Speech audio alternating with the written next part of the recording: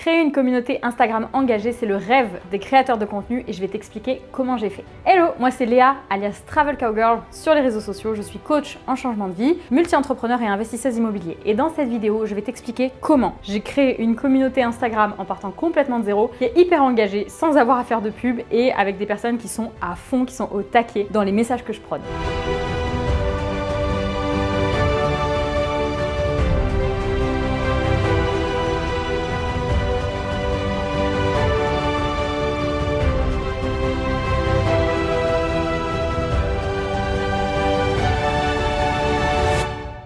Pense à t'abonner et à mettre un like sur la vidéo, ça contribue énormément à ma visibilité sur les réseaux, donc merci d'avance pour ton aide. Une des questions qu'on me pose le plus souvent, c'est Léa, comment tu fais pour avoir une communauté qui est aussi engagée sur les réseaux sociaux, qui est aussi engagée avec toi pour faire des lancements qui font des centaines de milliers d'euros en utilisant juste l'organique en story? Vraiment, comment tu fais? Voilà, ça c'est la question qu'on me pose le plus. Sache avant tout que je vais parler ici pour les personnes qui créent du contenu parce qu'ils ont un business sur Instagram. Sinon, ça n'a pas trop de sens, tout ce que je vais te raconter, tout ce que je vais dire après. Première réponse, s'intéresser vraiment aux gens. Éduque, inspire, motive et amuse. Tu sais ce qui fait la différence pour de vrai sur les réseaux? C'est que moi, mes abonnés, ils m'intéressent vraiment. À la base, en fait, moi je croyais que tout le monde s'intéressait vraiment à ses abonnés. Je pensais que les créateurs de contenu, ils faisaient ça pour aider les gens, etc. Et il y en a beaucoup qui le font. Mais il y en a aussi en fait qui en ont rien à taper, qui veulent juste faire de l'argent. Et cela en général, ça marche pas sur le long terme. Et je pensais vraiment que les gens s'intéressaient aux besoins, aux rêves, aux challenges de leur audience, de leurs abonnés, mais pas du tout en fait. Et quand je vois les créateurs qui délèguent par exemple les messages privés à quelqu'un de leur équipe, alors ça, à la rigueur, je peux le comprendre quand tu commences à avoir à peu près 20 000 ou 30 000 abonnés, mais avant, franchement, je vois pas trop l'intérêt. Avant ça, comment tu penses pouvoir aider les gens si tu les comprends pas, si tu parles pas avec eux en fait? C'est un truc que je fais depuis maintenant 5 ou 6 ans.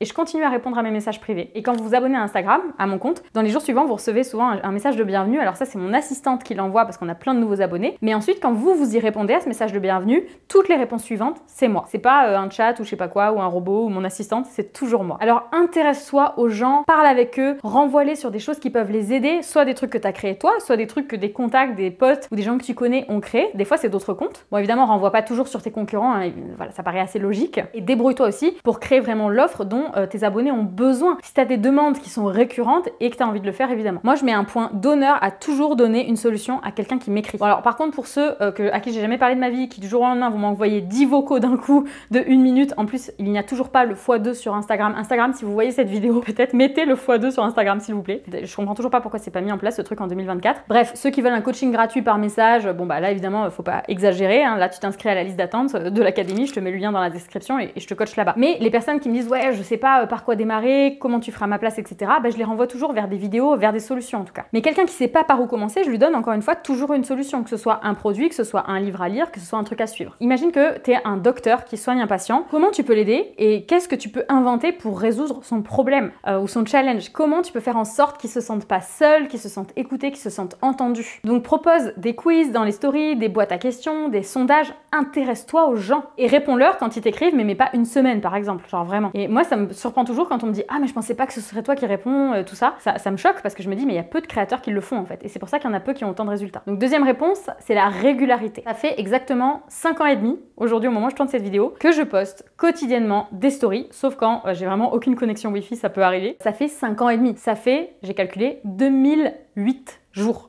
ok, à poster quotidiennement des stories. Alors ouais, va falloir se bouger, hein, si tu veux que les gens y croient en toi, va falloir commencer par montrer l'exemple. Mais sois régulier et prône un message sous différentes formes. Mais prône ton message, prône tes valeurs, porte-le ce truc-là. Choisis un rythme et tu t'y tiens. Que ce soit un réel par jour, que ce soit un réel par semaine par exemple. Après moi je te conseille plutôt 2 ou 3 réels par semaine ou une story tous les jours ou une story tous les 2 jours. Mais donne-toi un rythme et si t'arrives pas à t'y tenir, mets-toi des alarmes sur ton téléphone. Fais-le en premier sur ta to-do list le matin, mais fais-le. Troisième réponse, incarne pour de vrai ce que tu dis. Si t'es pas vraiment aligné avec ce que tu racontes, que tu le veuilles ou non, ça va se sentir. Donc sois toi-même sans peur d'être jugé. Et si tu incarnes une personnalité que tu n'es pas, de toute façon tu vas avoir des abonnés qui ne te correspondent pas et du coup sur le long terme ça ne va pas fonctionner. Alors affirme-toi, si t'as des croyances, si t'as des valeurs, si t'as des opinions, dis-le. Et il y a une phrase qui dit encourage leurs rêves, confirme leurs soupçons, justifient leur échec, apaisent leur peur et jettent des pierres sur les ennemis. Construis tout ton compte comme ça en pensant à tes abonnés et tu verras qu'il y a tout qui va changer. Et c'est exactement comme ça que tu crées une communauté en accord avec tes valeurs, avec ton message, et cette communauté, elle va être à fond avec toi parce qu'elle te ressemble. Alors au début, tu vas pas trop savoir quoi dire, comment parler, quoi raconter, etc. Mais c'est pas grave,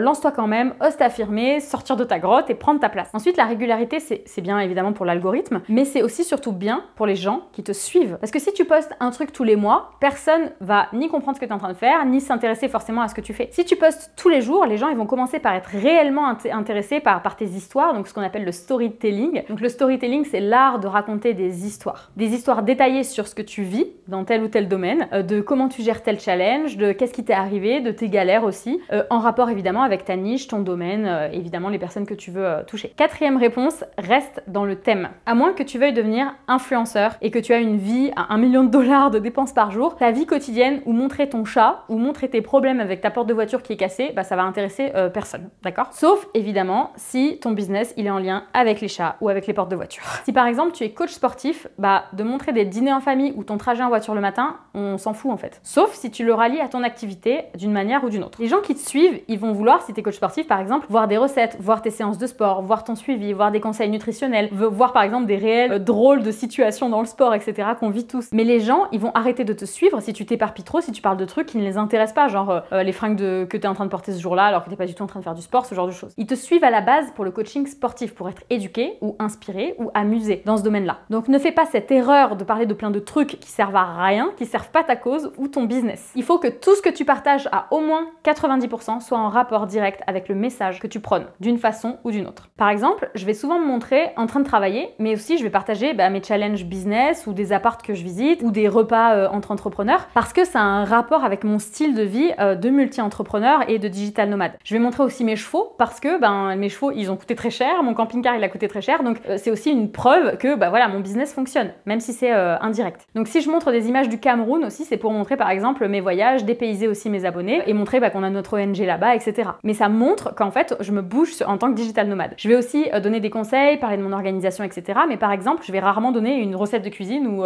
montrer mon chien, en fait, ça n'a pas vraiment de sens. Sauf si par exemple ça prône l'image de marque en personal branding de Travel Cowgirl, et dans ce cas-là, je vais me montrer à cheval pour montrer que j'ai aussi beaucoup de temps à cheval parce que j'ai des business qui financent en fait, qui permettent mon style de vie. Tu vois la différence ou pas? Cinquième réponse, mieux vaut fait que parfait. Arrête de vouloir faire des stories parfaites que tu refais 50 000 fois. Arrête de mettre 1000 ans ou 10 000 ans à poster un réel. Ose y aller sans le côté perfectionniste. C'est vraiment là que tu auras des résultats. Je sais que c'est pas facile, je suis passée par là moi aussi. Avant, quand je faisais une story, je mettais 1000 ans à le faire. Là, tu vois, en train de filmer cette vidéo là, à l'époque, j'aurais mis 50 fois à la faire. Là, je m'en fous, je balance, tu vois. Et en fait, une story, quand tu la postes, par exemple, c'est 3 fois max que tu la retournes et c'est tout. On cherche pas à devenir mannequin international, bon, sauf si c'est le business que tu veux développer. On cherche juste à faire passer un message. Donc, ça sert à rien que ce soit parfait. Si c'est trop parfait, les gens ils vont se dire c'est pas pour moi, moi je serai jamais comme elle. Donc, on va faire un petit exercice. Je vais te mettre au défi de poster un réel ou une story ou un post aujourd'hui en fonction de ton business. Ça veut dire quoi? Ça veut dire que dès que tu as terminé cette vidéo YouTube, tu prends ton téléphone, tu me crées ça en moins de 30 minutes et la seule excuse que j'accepte, c'est si tu as un impératif horaire dans moins de 30 minutes. Ok, dans ce cas-là, fais-le dans les 24 heures. Mais sinon, si tu ne veux pas faire cet exercice de juste créer un réel, créer une story, poster un truc maintenant, ça veut dire que tu cherches absolument la perfection et ça, c'est le truc qui va tuer ton business. Ça ne va pas fonctionner. Donc, ça va être un frein qui est monumental à devenir visible sur les réseaux comme Instagram. Et je peux t'assurer que 100% des entrepreneurs que j'ai autour de moi, ils font leur story sur le tas à l'arrache. Des fois, on me voit, mes élèves, ils me voient faire des stories comme ça, ils me disent « Ah ouais, mais tu t'en fous complet ». Ouais, en attendant, je passe mon message et je poste tous les jours et je suis régulière, ok? Donc, sauf s'il y a une stratégie hyper poussée de contenu derrière pour un lancement, par exemple, tes stories, tu peux vraiment les faire en moins de 30 minutes, tes réels, tu peux vraiment les faire en moins de 30 minutes. Donc, arrête de te prendre la tête. Imagine que tu as un futur client devant toi, tu lui dirais quoi? Tu l'aiderais comment? Qu'est-ce que tu lui donnerais comme conseil? Et vas-y, écris-le dans un post, mets-le à l'écrit dans une story ou dans un réel. Est-ce que tu crois que les grands de ce monde, ils mettent 1000 ans à prendre une décision ou à passer à l'action? Est-ce que tu crois que, pour ne pas le citer, Macron, il met 1000 ans, 10 000 fois à retourner une même vidéo? Non, il s'en fout, il lance son truc et puis il fait faire autre chose. Je dis pas que c'est un très bon exemple, mais c'est juste pour te l'expliquer. Donc, à ton avis, est-ce que les grands de ce monde, ils prennent des décisions rapides ou des décisions lentes, ok? Donc, une fois que tu l'as fait, envoie-moi un petit MP sur Instagram ou